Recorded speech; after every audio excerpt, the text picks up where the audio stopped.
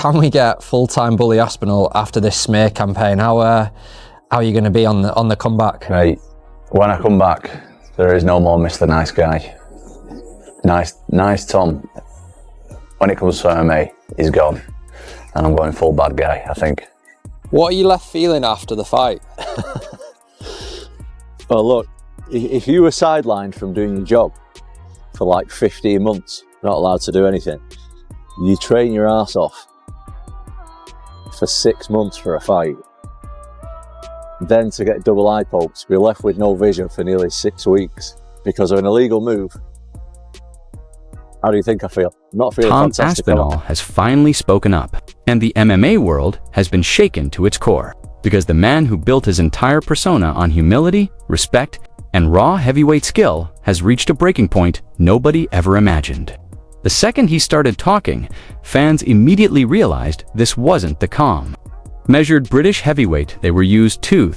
This was someone who felt insulted, overlooked, and outright betrayed by the one person who should have defended him most, Dana White.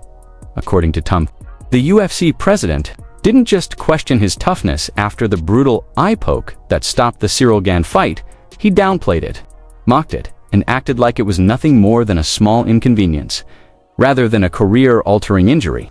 And Tom has made it painfully clear he's done pretending like it didn't affect him. This was supposed to be the moment he rose to heavyweight greatness, the rise of the most complete heavyweight talent since prime Cain Velasquez.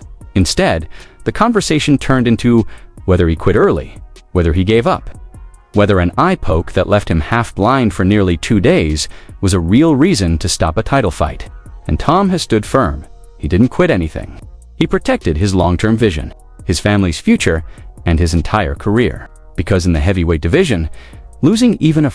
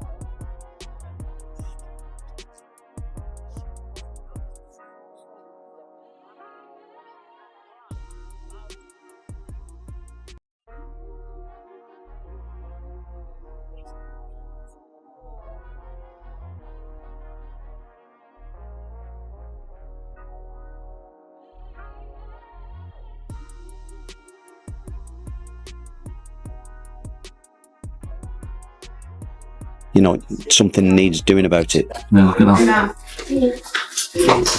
Yeah, it's horrendous for me to look at that. Say that. How is he not disqualified off that? It's outrageous. And then people start booing me like, my fault. Big double fault in the eye, mate. I was trained for 14 months. Trust me, didn't want someone's finger knuckle deep in my eye. It's the last thing I wanted. But somehow, the one person who should have stepped up to defend him, the man who controls the UFC's entire narrative, didn't. Instead, Dana White brushed it off and basically implied Tom should have pushed through it. And that's where everything blew up. Because for the first time in his career, Tom openly admitted he was furious.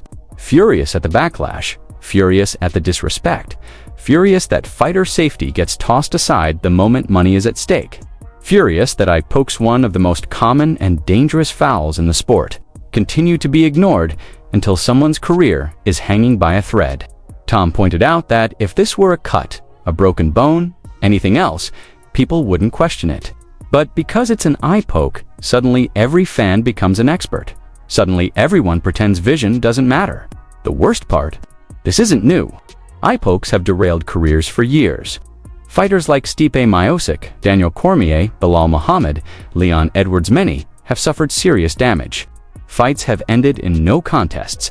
Surgeries have been needed. Fighters have gone temporarily or permanently blind. And still the UFC refuses to redesign the gloves despite countless specialists and champions begging for change. And this drama turned explosive when Tom revealed something the UFC absolutely didn't want out.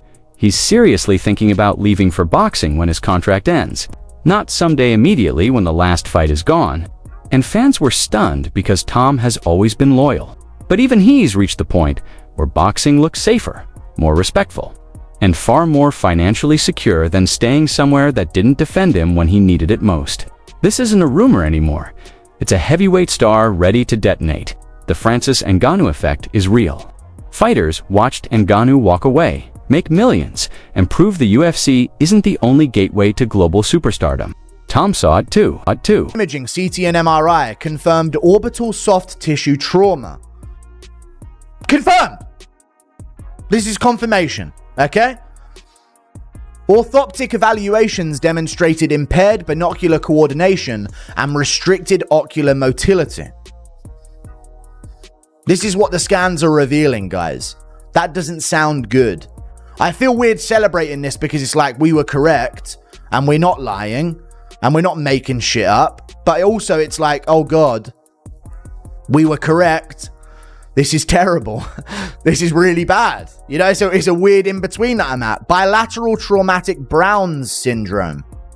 Tom Aspinall was poked and Ciryl Gane put his fingers in Tom Aspinall's eyes and Tom Aspinall got Brown's syndrome from it. I don't know if this is a symptom of Brown's syndrome. I'd say what's good for the goose is good for the gander. And Tom Aspinall right now is getting a lot of online. There's a lot of people supporting him, but there's also a lot of people jumping on the bandwagon and talking a ton of crap. And obviously John Jones, an incredibly popular fighter that's been around forever, he's one of the GOATs, you know, he's got a lot of fans and a lot of people are going to get on the side of John Jones. Simple as that, because they're his fans and Tom's English and he hasn't been around too long and all that kind of shit, right?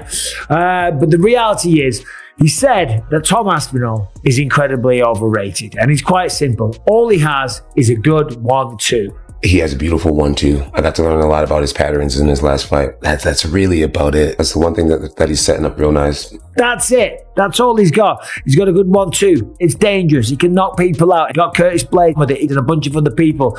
But if you've watched Tom Aspinall, you know that's not true. Okay. And after seeing how Dana responded to his injury, how fans ripped into him, and how fighter safety keeps taking a back seat, it suddenly becomes obvious why Tom publicly said he's exploring all options once he gets through his final few UFC fights.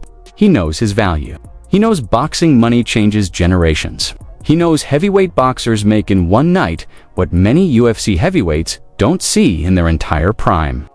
And while Tom weighs his future, Dana White has been doing what he always does, shrugging it off, acting like nothing's wrong, pretending everything is normal. But everything is not normal. This entire situation didn't just fracture a relationship between a heavyweight star and the UFC. It exposed a deeper issue fighters have been shouting about for years. Fighter safety only matters when it's convenient. And Tom, speaking up, changed everything. He broke the unspoken rule that UFC heavyweights are supposed to grit through anything. And the moment he pushed back against that narrative, the MMA world realized how fragile the fighter-promoter dynamic really is. When Dana questioned the severity of the eye poke, when he implied Tom could have continued, when he treated a potentially career-ending injury like it was nothing, Tom felt the cold truth. In the UFC, you're valued until the moment you cost them a main event. Then the loyalty disappears, the respect dissolves, the safety talk stops, and the blame lands on the fighter. Tom said it himself. The backlash wasn't just unfair, it was dangerous. Fans calling him soft, claiming he quit. Acting like a heavyweight contender should fight half-blind against someone like Ciryl Gane's insanity. Tom has sparred world-class boxers. Trained with elite kickboxers, he understands combat reality far better than armchair critics. And when the doctors told him he risked permanent vision loss by continuing, he listened. He wasn't making excuses, he was protecting his future. Protecting his ability to see his children grow, protecting everything he's worked for. And that's why Dana's reaction enraged him. Because instead of clarifying what happened, instead of defending him against trolls, Dana acted cold, detached, almost dismissive. First got eye poked. Well, I actually got eye poked twice in the fight. First one wasn't too bad. He got warned for it. The second one, obviously, Ciryl Gane tried to make my head a bowling ball with the double eye poke knuckle deep in both. So yeah, wouldn't recommend it at all. How did you feel the fight was going before the eye poke? I felt like the fight was going okay. It was going pretty much to plan. I think that, look, there was this big notion in the media before that I'm just going to run through Ciryl Gane. Look, I might look like an idiot. Sometimes I might even talk like an idiot. But when it comes to fighting, I know what I'm talking about. And I know that Ciryl Gane is a tough matchup for